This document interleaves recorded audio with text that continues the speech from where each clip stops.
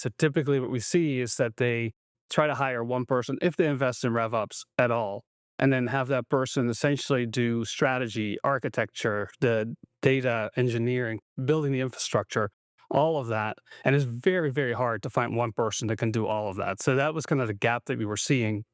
Inexpensive. It's very expensive. Yeah. Yeah. Yeah. So it's just typically an underinvestment in revenue operations.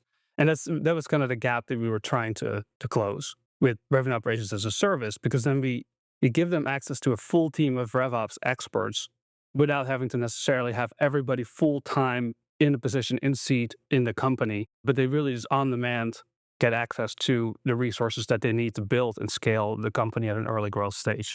And I know you do a lot of the setup and implementation. Will you stay on with a company and, like, help them for a longer period of time in a fractional way, or Typically, as kind of yeah. as needed. So we usually come in at a kind of Series A, Series B, early stage.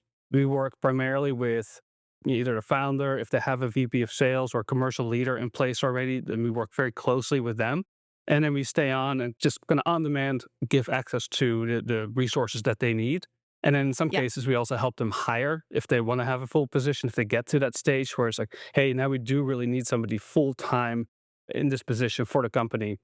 Then we kind of help them place those resources, and then at some point we kind of drop off when they feel like they've been fully supported and they can kind of stand on their own that way. Yeah, absolutely. That's, like, my dream, not in RevOps, that maybe that's Demetrius's dream, but, like, in partnerships or business development, like, I wanna set it all up, and I wanna get it to, like, a good spot, and then I wanna leave.